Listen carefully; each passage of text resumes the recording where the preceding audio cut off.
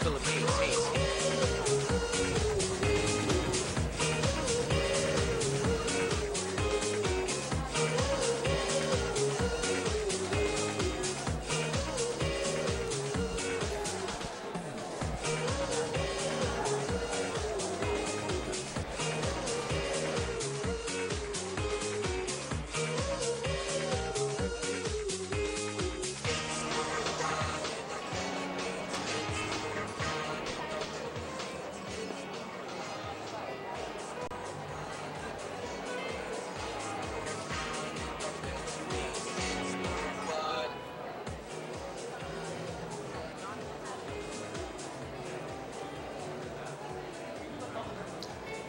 Magandang araw Pilipinas, ako po si Rocky Ignacio at nandito po tayo sa Palasyo ng Malacañang upang ihatid po ang last leg ng Winter Escapade It's More Fun in the Philippines Tour, kung saan po makakaharap ng tour participants si President Benigno S. Aquino III, kung saan po ay magkakaroon din sila ng napakagandang pagkakataon na makasama ngayong araw at makapagpa-picture kay Pangulong Aquino. Sa pangunguna po ng Philippine Ambassador to Canada, Leslie B. Gatan, ang ilang pong embassy officials, mga miyembro ng konsulado at tourism directors ng North America, katuwang ang Department of Tourism, binuo po at pinangunahan nila ang Winter Escapade Tour Package para po sa mga balikbayan at Canadians na nais pasyalan ang marami, hindi lang po ilan, maraming mga kabigha-bighaning tourist destination sa bansa at saksihan ang yaman ng kulturang Pilipino. Sinimulan po ito noong ika-18 ng Hunyo nitong taon at mahigit pong 200 turista ang nakilahok sa 7 araw po ng paglilibot dito sa ating bansa.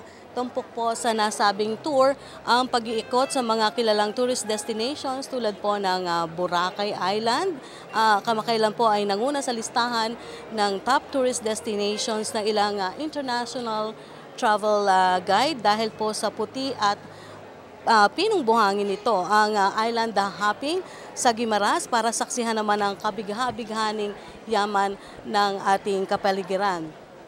Nakakahalaga po ng 850 Canadian dollars bawat isang tao ang nasabing tour package, kasama rito ang 6-night, 7-day domestic package with hotel accommodations, meals at yung pong cultural shows. Kanina po ay nakausap natin si Philippine Ambassador to Canada, Leslie Gatan, at ilang po sa mga mahalagang bahagi na kanyang sinabi sa atin. Napakahalaga daw po itong proyektong ito na nagsusulong pa na iangat ang tourism industry ng bansa. Hindi lamang po tourism kasi naghihikayat po ito ng pamumuhunan at syempre yung tagurian na rin ng Pilipinas bilang pinakabagong retirement haven ng ating bansa. Sana po ay papakinggan ninyo ang naging panayam natin kay Ambassador Gatan.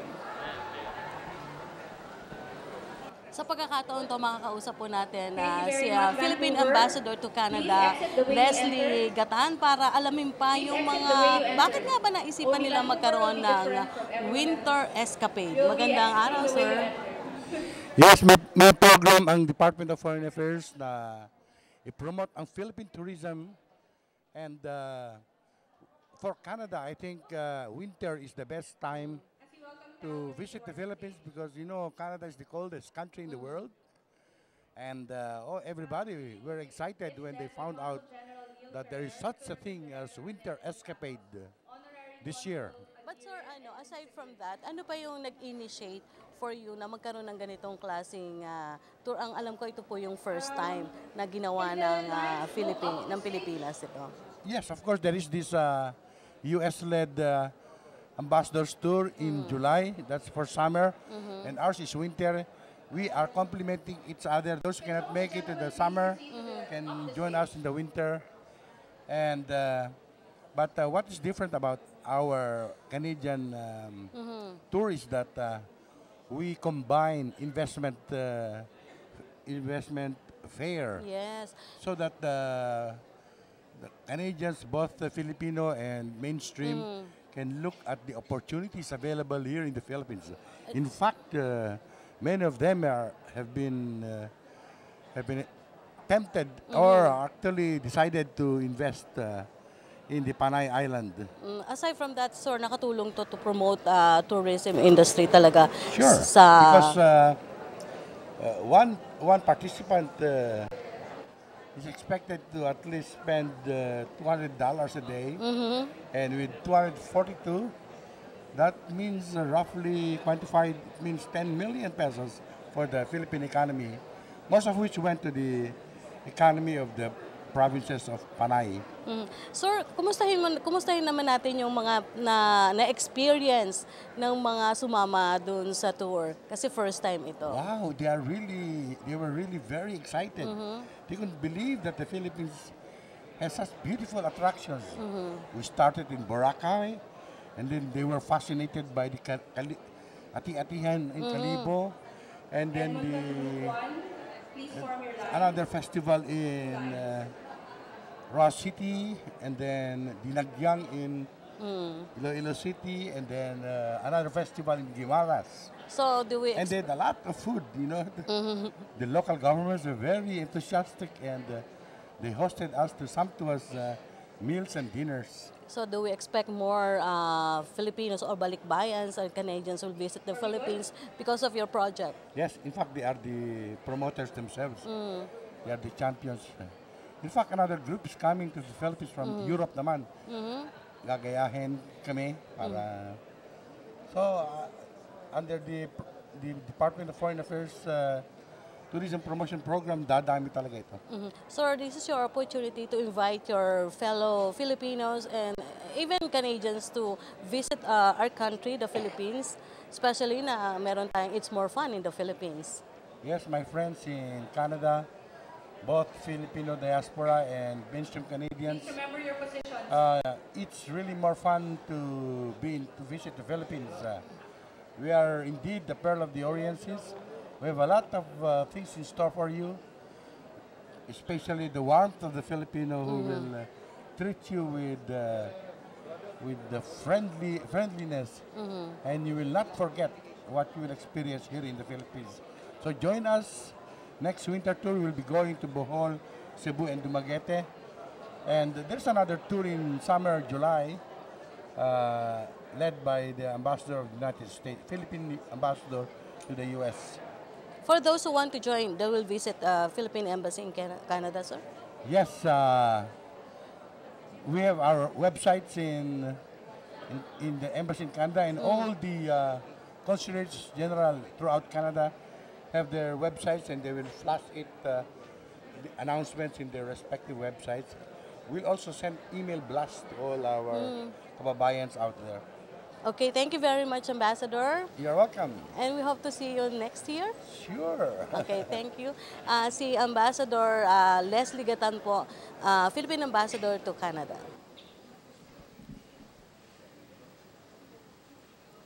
Isang malaking bahagi pa rin ng okasyon na ito, yung pong maisulong na talaga, isulong yung tourism industry ng Pilipinas dahil sa kabila nga daw po ng mga nakalipas na kalamidad na tumama sa bansa. Sinabi po natin mga opisyal na wala naman silang nakitang masyadong epekto sa industriya, sa halip, parang mas naging daan pa ito para lalo pang bisitahin ang Pilipinas. Kanina po nakausap natin si Assistant Secretary ng Department of Foreign Affairs na si Carlos Sureta, at sinabi nga niya na maigting po yung mga hakbang na gagawin ng pamahalaan para isulong pa ang tourism industry. Mga kasama naman po natin ngayon si Assistant Secretary ng Department of Foreign Affairs, Carlos Roseta, or King Sureta. Magandang araw, sir. Magandang umaga rin po. Opo. Sir, kwentuhan niyo naman, no? Kasi isang napakagandang proyekto itong Winter Escapade, lalo na kailangan talaga ng Pilipinas na i-promote yung mga industriya, especially tourism, dahil na rin sa mga nangyari sa atin itong nakalipas na taon. Tama po yun. Ang isang malaking simbolo nitong malaking grupo na to ay na ang tiwala nila sa bayan natin. Ang tiwala nila na lahat ay matiwasay, na kaya natin talunin kahit anong challenge na kaharap natin. At sila ang magiging pinakamagaling na mga mini ambassadors at spokespersons natin pagbalik nila sa bansa nila sa Canada. So paano nabuto yung ganitong mga klaseng proyekto na nakipagtulungan ng tourism at DFO? Na nais namin talagang akitin lahat ng tao sa mundo para pumunta sa Pilipinas, para makita ang ganda ng Pilipinas, ang ganda ng ating mga lugar at tanawin at ang mga natatanging katangian ng ating mga mamamayan. At naisip namin na ang pinakamagaling na magkakalat nitong magandang balita ay ang mga Pilipino mismo. Dahil kung sila mismo ang hindi pupunta dito at hindi sila ang ating magsasalita para sa atin, ay mahirap na talagang itulak ang Pilipinas. At kami nagagalak na ang dami-dami na sumasama sa ganitong mga proyekto. So kasi ang Philippines last year talagang nakuha nila yung mga magagandang nataguri ang isa sa mga paboritong tourist destinations. So may mga hakbang ba ginagawa ang DFA to maintain this kind of a good image sa international community? Isa sa mga priority ng Department of Foreign Affairs sa ating mga embassies at consulate, katulong na ang mga attachés natin tulad ng... Magandang makita dito, yung talagang logo natin na It's More Fun, o tourism theme natin na It's More Fun in the Philippines. Totoo po yan. Halos lahat ng mga nakausap ko nung pumunta kaming Tacloban, dahil involved din kami sa rehabilitation and recovery, lahat ng mga banyagang pumunta doon, whether they're government or private, dahil nakita sa iba nila nag-base from Cebu, from Manila, iba-iba. Tsaka nakapaglibot sila ng konti. Sabi nila, bumalik. Lalo na yung mga malapit dito sa bansa. Sila sabi nila, natutuwa sila, nakatulong sila, pero nakita nilang kaganda ng Pilipinas. Ang Pilipinas tama sa kanya. Kung hindi define siya ng kalakasan ng ating mga tao, loob ng ating mga tao at kagandahan ng ating bansa. Okay, maraming salamat po, Assistant Secretary, sa inyo po sa amin po panayam sa inyo. Ang bansang Canada po ay isa sa mga bansa na kung saan po maraming mga Pilipino ang nakatira o nagtatrabaho. Ito po yung sinasabi nating winter escapade at ang sinabi nga po nila, isang mga bahagi ito para lalo pang isulong ang turismo ng bansa. Ito pong pagpapalakas ng tourism industry. Nakapaloob po ito sa Philippine Development Plan ng bansa kung saan nga po may target tayo na matamo by 2016. Sinasabi kasi na isa sa mga pinanggagalingan ng investment ay ito pong tourism industry. Kanina nga po narinig nyo na hindi lamang po pamamasyal at talagang pagdating ng bisita, kundi yung pong nakatakdang ilagak na pamumuhunan, dagdag pamumuhunan sa bansa at yung kanilang plano na rin mag-retire dito sa Pilipinas. Nakausap po natin si Miss Susana del Mundo ng Department of Tourism kung saan ibinahagi niya sa atin na tuloy-tuloy po itong mga hakbang ng Department of Tourism. Hindi lang po ngayon na sinasabing winter escapade dahil all year round daw po yung kanilang mga proyekto para palakasin pa ang tourism industry.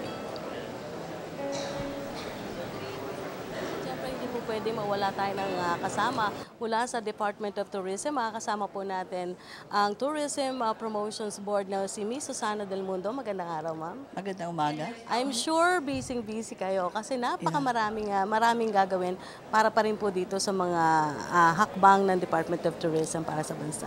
Actually, marami naka-line up. Lahat kami ay very busy. Oo. Ma'am, kasi aside from itong Canada, itong winter escapade, Canada, but also their mainstream Canadians to invite to the country. And nakita nila na napakaganda ng Pilipinas, masaya, in spite of what happened in the country. They saw for themselves the devastated areas, but they were touched by the reception of the people of the Western Visayas, the school children, the local community, the government. Nung pong itong winter escapade tour na to, ano po yung nakita nyo parang naging paborito ng mga bisita natin dito sa Pilipinas? They went to Boracay. Nag-enjoy sila sa Boracay. It's an island escapade. They have a great fun. In spite of the very chilly weather, it's a perfect escapade. Escape from the winter. They went to Guimaras. They enjoyed Guimaras. They had mango picking. Though it's an agricultural destination, but some of them would like to invest or buy lands and retire in the region. They went to Capiz and Rojas, is also a devastated area. They enjoy the seafood, the crabs, the prawns, but they miss those kind of food. Opo. Kaya even the kakanins here, they miss those food and they really enjoy it. They went to Iloilo. They love Iloilo. All the places they went to, they love the places. So aside from pag-promote ng tourism industry, nagkaroon ng investment and nagiging pwedeng talagang retirement haven ang correct. Yeah, oo. Pilipinas. Yeah, oo. Kasi mahaba-haba itong winter. So what other countries na tina-target ng Department of Tourism to have this kind of project or program? Oo. Especially dun sa mga cold countries like Europe, in America. And it's going to be a series. Every year it's going to be another winter escapade from Canada during the fall. Europe naman, a group of Filipinos, they're coming over for another tour. We're targeting that's the maximum that we can generate, about 500, and this July another 500 Filipino Americans and their friends. Mga ilan po ba ngayon ang target ng government na to invite yung tourist arrivals natin, at least for this year? For this year, we're estimating about 6 million. Yeah, 6 million. But because of what happened last year, medyo nag-down. So there are many cancellation, but they're coming back. They're coming back. Nakita nila na it's only the small areas in the Philippines, and also they would like to contribute to the Philippine economy. They want to show their support to the Philippines despite of what happened. Ay, napakagandang balita po yan. Pero paano po ang coordination ng Department of Tourism sa ating other, kailangan yung, siyempre, yung security na rin ng ating mga bisita. Kumusta po yung coordination nyo dito sa mga agencies na to? They're very supportive, especially in the Western Visayas with the group. Talagang all out ang regional security support, and even the paramedics, the ambulance. Siyempre, hindi mawawala yan na magkakaroon ng masakitan dyan or nahihilo. But very supportive, they're there, and talagang mga delegates are overwhelmed by the security and even the safety. Talagang we're there to help and welcome them. And sabi nga ng mga delegates, this is from a foreigner point of view. The Philippines, they have the common attractions with Thailand, Malaysia, but your main selling point is the people, the Filipino people. Everywhere you go, they smile, they say good morning, how are you? And even the military, they even share, like they chat with the delegates. So nakakataba ng puso yung sa kanila nanggagaling yung mga ganong papuri.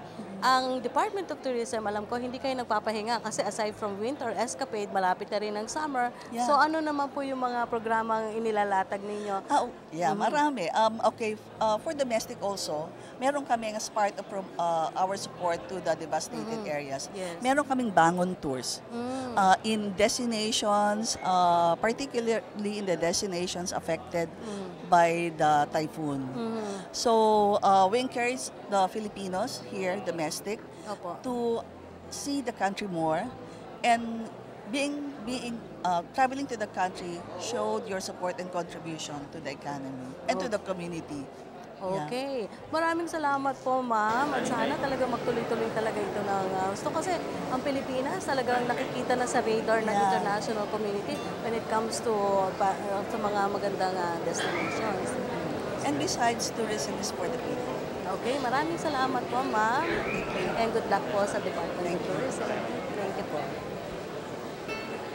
Ang winter escapade po ay mapapanood nyo live. Streaming po nito via rtvm.gov.ph.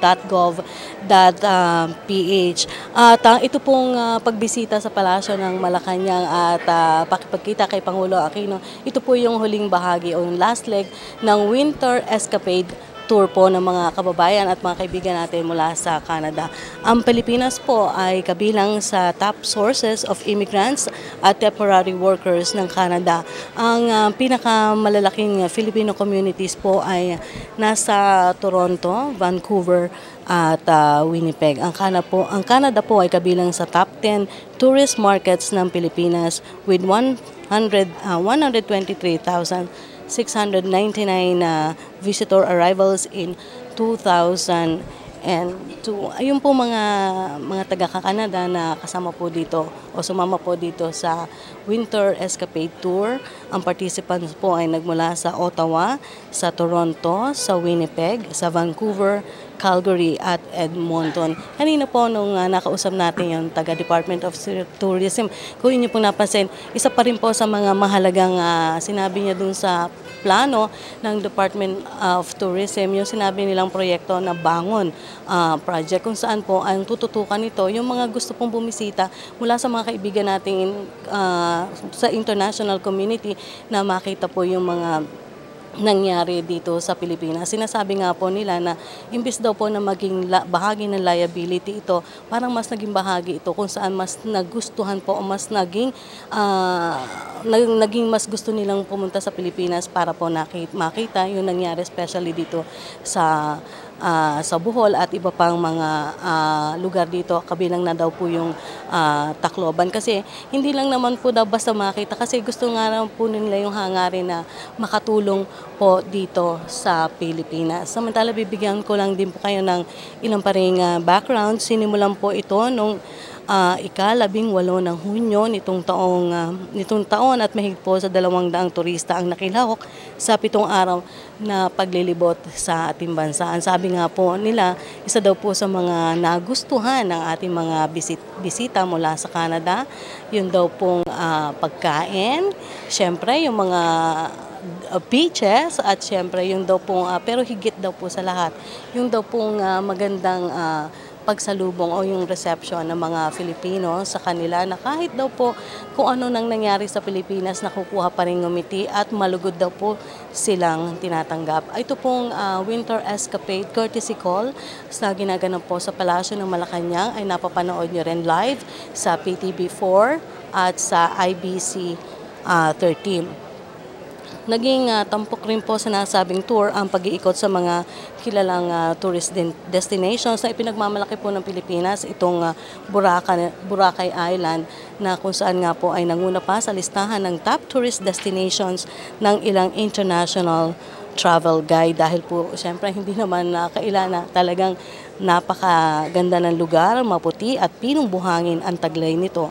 At kilala, ang gustong-gusto rin po nila yung sinasabi nating island hopping sa Guimaras para saksihan ang kabig-habighaning yaman ng ating kalikasan. Si Pangulong Aquino po ay inaantabayanan natin at napakaswerte po itong mahigit na 200 tourist o participants dito po sa Winter Escapade, kasi naging pinakahuling bahagi po ng kanilang tour ay ang makita si Pangulong Aquino. Ladies and gentlemen, the President of the Republic of the Philippines, His Excellency Benigno Simeon Aquino III.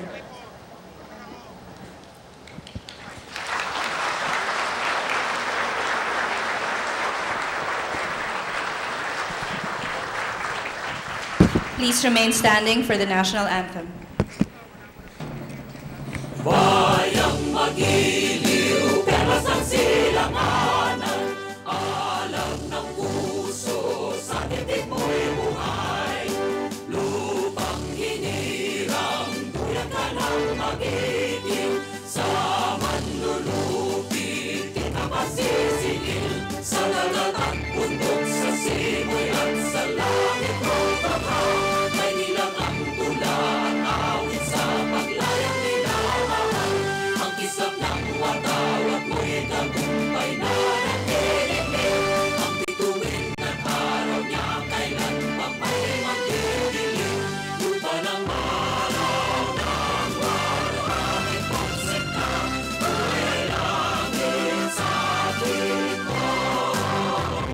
Aming ligaya na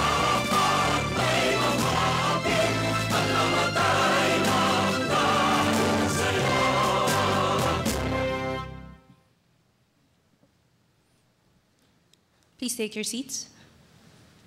Good morning to all the delegates, partners, and organizers of the inaugural Winter Escapade, It's More Fun in the Philippines tour. Ambassador Neil Reeder and the delegation from the Embassy of Canada in Manila, good morning. To formally welcome all of you to this notable event, may we call on the Secretary of Foreign Affairs, the Honorable Albert Del Rosario.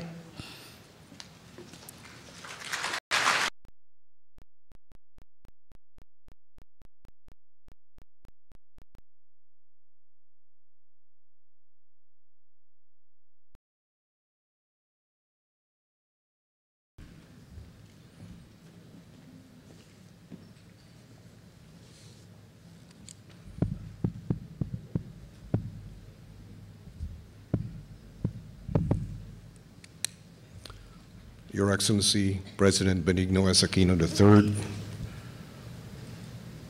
Ambassador Neil Reeder, Senator Tobias N. Verga Jr., Manitoba Legislative Assembly Member Flor Marcelino and Ted Marcelino, Councilor Marvin Rotrand, Undersecretary Maria Teresa Martinez, Assistant Secretary King Soretta,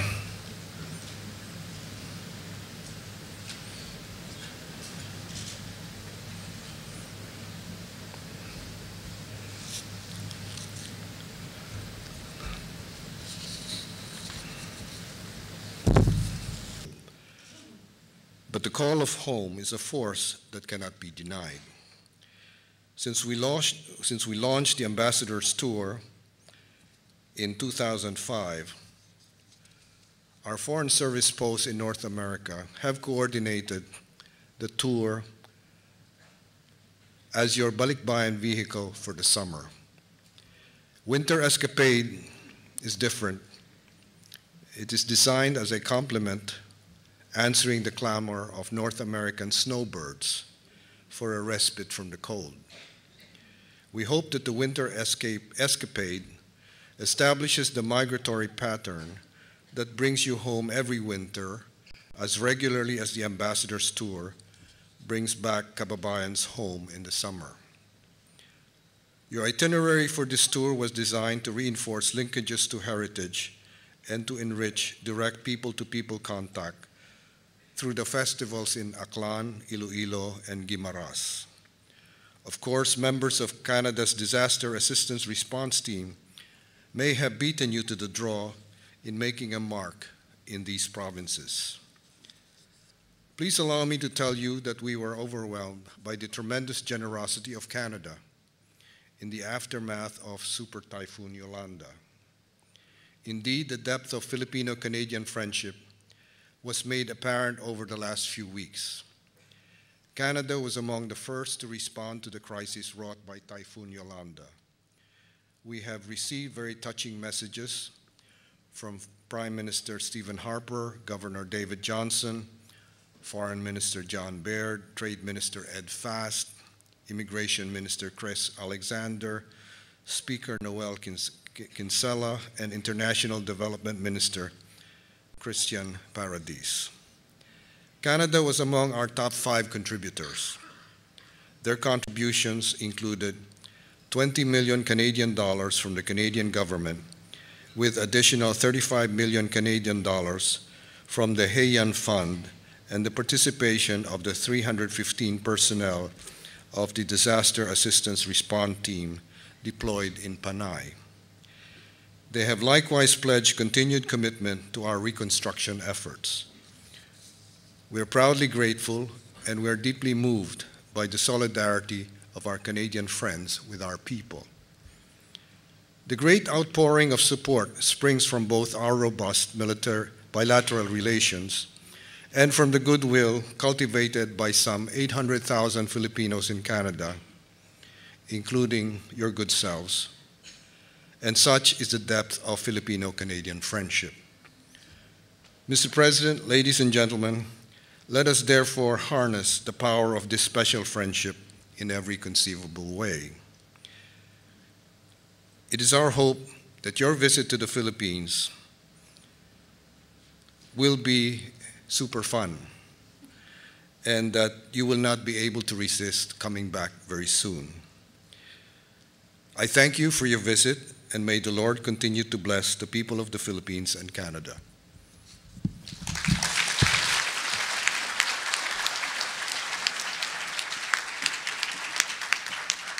May we request Philippine Ambassador to Canada, Leslie Gatan, to introduce his delegation.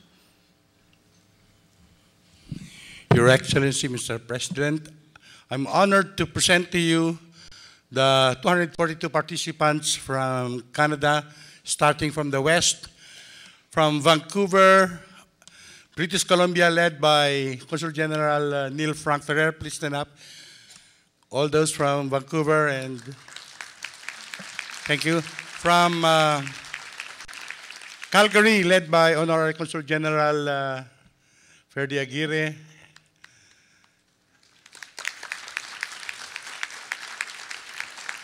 From Edmonton, led by Honorary Consul General Esmeralda Agbulos.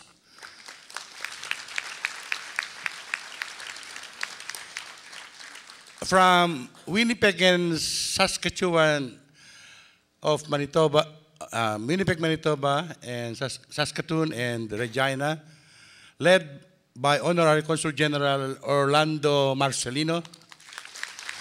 And together with the group are the two members of the Legislative Assembly. And from Toronto, led by Consul General Juniver Mahilum West.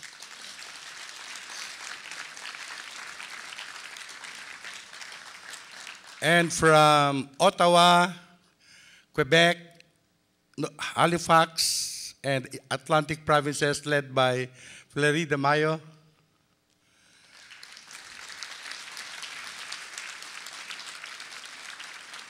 And of course, our partners from the Department of Tourism Directors, Mitch D, covering Eastern Canada, Tourism Director Vernie Morales, covering Central Canada, and Tourism Director Rene de los Santos, covering Western Canada. Thank you. Thank you very much, Ambassador Gatan. May I call again on Secretary Del Rosario to introduce the President.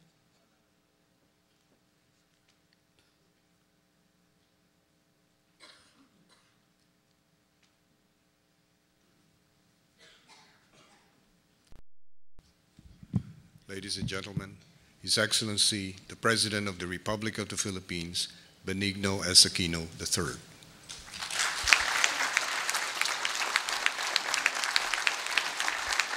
Thank you. Thank you. Good morning. Please sit down. Secretary Albert Del Rosario, His Excellency, Canadian Ambassador Neil Reeder and Mrs. Reeder, Senator Tobias Enverga and Mrs. Enverga, police. Okay. Ngayon, ang pinadala sa akin text ay ganito nakalagay. Yung maalaala mo kaya na programa, eh gagawin raw isang episode, buhay ni Mrs. Napoles. So natural, dumating yung mga scriptwriter, in-interview si Mrs. Napoles, at itinanong na iba't ibang detalye. Sa bawat tanong po ng mga scriptwriter, ang sinasabi raw ni Mrs. Napoles, eh hindi ko maalala yan. May tinanong na ibang bagay, wala akong maalalang ganyan. Pagkatapos ho ng 5 o 6 na oras sa kaka-interview, wala pa ho nasusulat yung scriptwriter, hindi na po matutuloy raw yung episode ng maalala mo kaya. So, ganda naman nun, napatawa ko kayo maski pa paano. Naalala ko tuloy nung kami na-exile, nasa Boston. Tatay ko napakahilig manood ng news. Yung lahat po ng stasyon, kung kakayanin niya, dinadaanan niya yung news program. Sa Boston po nung panahon na yun, meron pa isang stasyon na binobroadcast yung news in Spanish. So yung inulit po na news in Spanish, pinapanood rin niya. At yung una kong karanasan sa winter po kasi, ay nangyari ng mga panahon to.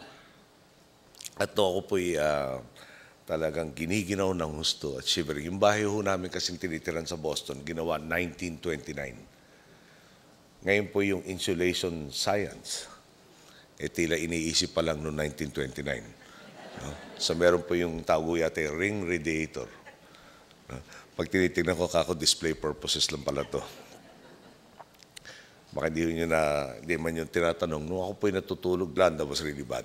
And it came on top of several crises. No? You had the Zamboanga siege, you had the Bohol, Cebu earthquake, you had Santi in between them before Yolanda struck. And then now you have Agaton. And Agaton is the latest low-pressure area that transformed itself into a tropical depression that fortunately dissipated again into a low-pressure area and hopefully will not reconfigure itself into a tropical depression. The Philippines is visited by about 20 typhoons every year. And we have gone a long way. No? For instance, when we started, we had a weather bureau that, that had at its head somebody who felt he was the best friend of God. And when he decided where a typhoon track would follow, he expected this typhoon track to follow his dictates. So we were advised to prepare for the landfall in Aurora at that point in time, northern Philippines, and it actually went to southern Tagalog and then Metro Manila. And I was in our residence in Quezon City at the time, and I was be such a terrible typhoon because the winds were whipping it up and so strong in Quezon City when it was supposed to be in Aurora Province. Lo and behold, it never went to Aurora Province because there it was very sunny, and it actually was in a sense in the opposite track. Now we have a weather bureau who can accurately tell you precisely where it will fall, what the wind strength will be, what the rainfall will be. More importantly, we have a Department of Science and Technology that is able to translate all of this data and make our citizens even more prepared than what they were. When we started out, when you say amount of rainfall expected, they'll give you a reading in millimeters, and nobody really could understand it. Now we have a color-coded scheme that tells you how much rain to expect. This is coupled with geohazard mapping throughout the country that tells you what to expect given certain conditions. More and more inputs and more work done that will make all of our communities resilient. Okay. Let me talk about Yolanda. Yolanda affected 44 of our 81 provinces. It affected about 20% of the population. No? And by affected, we mean that they really were severely affected. We have something like 918,000 families needing assistance of some form or another just to recover shelter. And of course, the livelihood that's involved. Now, if I may ask you to recall, this was the last in a series of tragedies that befell us, both man-made and natural, last year. And government was, I admit, hard-pressed to meet all of the needs. And I had received so many text messages again. And they were asking me how I was. And I said, I'm okay. And you might wonder, why would I be okay given such a situation? I am okay because there really was overwhelming support, not only from our countrymen, but more importantly, from the international community. And I have to praise Canada. In my conversation with the Prime Minister, he mentioned that we do have a significant Filipino-Canadian community, and the Filipino-Canadian community prevailed upon the Canadian government to render its utmost assistance in the tragedy that happened with Yolanda. So previously, there was warmth from the winter months. Now there is the warmth from the love that you have bestowed and shown on our countrymen. And again, on their behalf, I thank all of you for this really tremendous effort that enabled us to overcome and continue to overcome the challenges besetting our country as we try to recover, reconstruct, rehabilitate, and build back better. Again, our thanks to each and every one of you.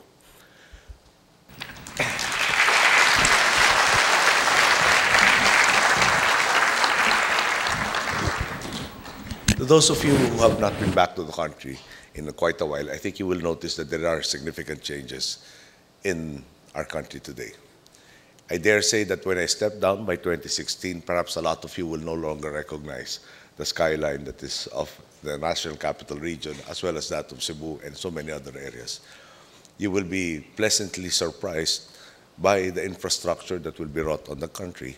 A few days ago, we inaugurated, or we broke the ground for this project that will connect the North Luzon Expressway and the South Luzon Expressway, wherein you will be able to bypass the tortuous road called EDSA. Okay. Now, it is very significant, and in a sense, we're glad. We're starting it. We're hoping that it will be completed by 2016, And this will be just one of two connecting roads that will again bypass EDSA. What is important to note is when they envisioned this road, I was still in the elementary. Sometime in the 70s, the then Construction Development Corporation of the Philippines was granted a franchise. It was given the North Luzon Expressway, built by government, and in exchange, they promised to bring this road to Pangasinan in the north and Quezon in the south. Up to today, about 40 years later, it still has to reach Pangasinan and it has to reach Quezon. And I will not go into details as to why it took that long. But the bottom line is that some people are already talking of trips from Manila to Baguio in a 3.5-hour to 4-hour mode, driving, shall we say, not overspeeding. Okay. Now, airports, we have so many projects online for our airports, primarily because we expect tourist arrivals, which started at about 3 million when I started into office, to amount to about 10 million foreign tourist arrivals every year by 2016. And we're at a halfway point.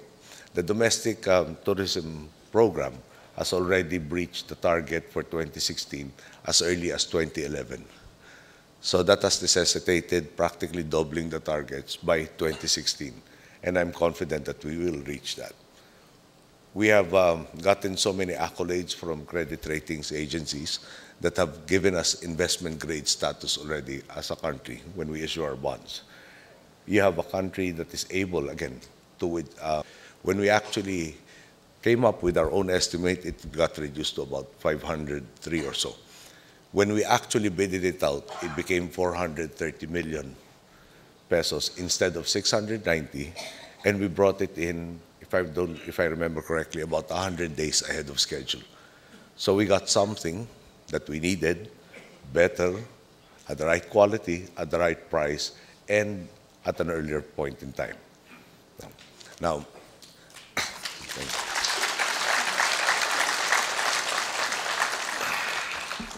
I had a battle cry during the campaign of kung walang korap, walang mahirap. And what does that mean? No. We want growth that is inclusive. And how are we tackling this growth? I'll give you an example. We do invest the vast majority of our budget in education. And one of the components is TESDA, or the tech box sector. Previously, it used to hit about 26% placement rate for its graduates. Currently, the average is 62%. And this has been done by tailoring their programs to the needs of our various industries and businesses. In certain sectors within this tech box sector, it can reach up to 85% placement rates. Now, what is the end result? Over 500,000 Filipinos in our 3 years, about 560,000 actually, or thereabouts, have been brought through the process. And again, at least 62% of these 500,000+ Filipinos have found meaningful work. Another program that we are proud of is in Tagalog, it's called Pantawid Pamilya Pilipino Program. It's called the Conditional Cash Transfer Program in English. And the only requirement is, keep your children in school, you will receive a stipend from government. This is about 4.3 million families already by now, targeting the bottom quintile of our population. This year, we will expand the program to cover students in the high school arena. There is a recent study that says graduating from high school brings a premium of 40% in your income earning capabilities over that of elementary school graduates. The school backlog program of 66,800 classrooms that we needed when we started has been completed by the end of 2013. And Brother Armin Luistro of DepEd managed to produce not 66,800, but he was so proud to report to me that they produced 66,813. Hopefully, in this case, the 13 extra happening in 2013, will be, shall we say, the hallmark of what to expect. You will get more and more from this government and its good governance. So, my friends, I don't want to talk too long. But I guess what I really just want to say is, like a lot of Filipinos, and I guess you, when you left our shores, you looked at the future in the country and said, the future doesn't look that bright. And I've always wondered, and perhaps most especially when we were living in exile, the country is so blessed. We are blessed with natural resources, we're blessed with location, we're blessed with the people so resilient and so talented and so creative. And one had to ask and wonder, why can't we make that good future here? Why does a Filipino wanting a good future have to go abroad, be separated from family, and really pick up the roots with all the hardships that entails? And I'm here to tell you that this is changing. In our 3.5 years of governance, you will see a transformation in the attitude of our people, a can-do attitude that perhaps manifested itself most clearly during the recent Yolanda episode. When I was asked, how are you? And I kept replying, I'm okay. And perhaps I should have expounded, I'm okay because the people I serve really bring me so much honor and so much pleasure in that given any tragedy, they really can pick themselves up, sometimes literally the day after, and proceed to reconstruct and rehabilitate their own lives instead of dwelling on their misfortune. People who will have so many challenges but will never be bound, but instead always exhibit the fight so typical of our race and our countrymen. So my friends, I'd like to welcome you again, retracing your roots, showing perhaps that your efforts towards alleviating the plight of our countrymen has not been in vain. And perhaps with a little amount of pride, hopefully your stay here will truly be more fun because you have seen a Philippines transform. Thank you. Good day.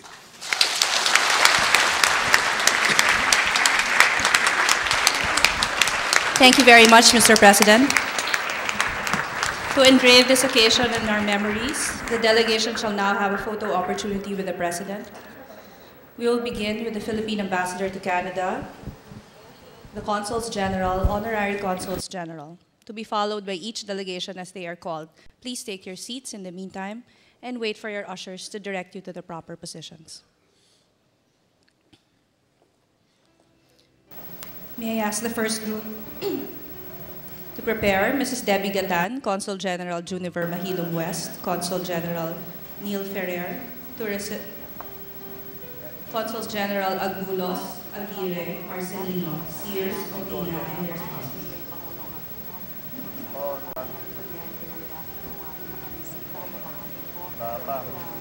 Winter Escapade Tour mula po sa Canada. Sa pagsisimula po ng talumpati ng Pangulo, sinimulan niya ito sa mga pabirong mga salita kung saan nga ay inilatag niya yung usapin ng PDAF.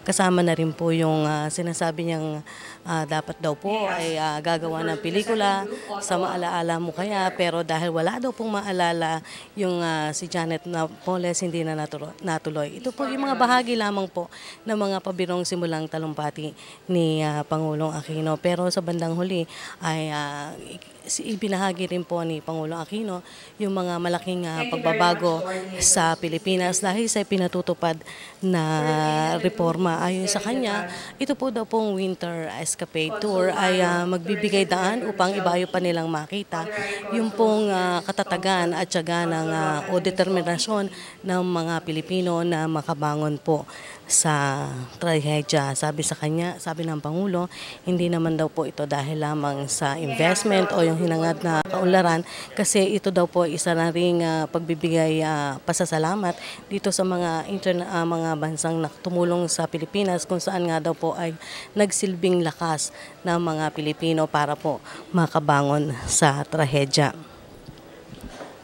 Isa nga po ang bansang Canada, ang sinabi ni TFA Secretary Albert de Rosario na mabilis na nagpaabot ng tulong sa pagbangon ng ekonomiya. Ayon sa kanya, sa kabila ng mga nangyaring kalamidad, kumpiyansa pa rin siya na matatamo pa rin ng Pilipinas yung target na economic growth sa taong ito. Pero ang sabi nga niya, nakatuwang po nitong mga target na ito, yung pong tiyaga, determinasyon ng lahat ng mga Pilipino na naniniwala daw po sa pamahalaan, sa sinasabing good governance at yung pagpapatuloy ng tuwid na daan. Ito mong napapanood ninyo ay bahagi po ng Winter Escapade Tour. Ito po yung last leg kung saan isang pagkakataon po na makabisita dito sa Palasyo ng Malacañan at isa pong natatanging okasyon dito ay makasama si Pangulong Aquino. Yan lamang po ang ating mga nakita dito sa Winter Escapade. Ito po yung unang pagkakataon na nagkaroon po ng ganitong programa kung saan nga daw po ay para ibayo pang maipakita ang ganda ng Pilipinas na sa kabila daw po ng mga pangyayari itong mga nakalipas na taon ay bumangon at hindi pa rin nagpahuli sa mga ibang bansa o mga ibang bansa sa Asia para po maibangon pa rin o magtuloy-tuloy ang sinasabing kaunlaran.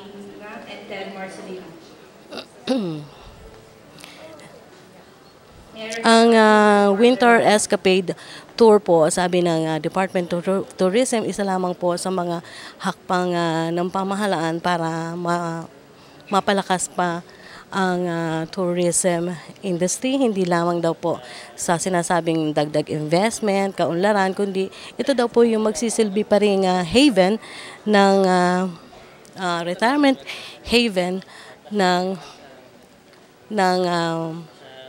iba pang ating mga kababayan na nasa ibang bansa. Sa pagkakataong to, meron po tayo makakausap. How are you, sir? Sir, welcome to the Philippines. Thank you very How was your tour? I enjoyed it a great deal. First of all, this tour has enormous potential. Canadians really do want to escape the Canadian winter. But it has more than that. Canadians are attracted to the Philippines, not only because Filipinos are now a major group within our country. There are 800,000 persons of Filipino origin, and they're very proud of that origin, and they talk to other Canadians about their country. So we want to learn about this country. And the ambassador and the embassy set up a tour that allows Canadians to discover investment possibilities in the Philippines, but also the great tourist potential, because the Philippines has not been as well marketed in Canada as Thailand or Bali in Indonesia. And when people discover Boracay and other tourist attractions here, discover how wonderful and affordable they are, it's going to open a whole new market, and it's going to allow trade to develop as well. With new airlinks coming in the next couple of years, easier to get here, you can bet you're going to see a lot of Canadians here in the Philippines in the next number of years. So what other, memory would you like to bring in Canada to tell your friends and other kababayans there? Well, I think, as my partner has said, the Philippines is a wonderful destination, perhaps not the first thought for many Canadians, but I think it should be, because there are so many things. There's a land of contrast, friendly people, but you have it all. You have beaches, you've got towns, you've got villages, the best mangoes in the world. We've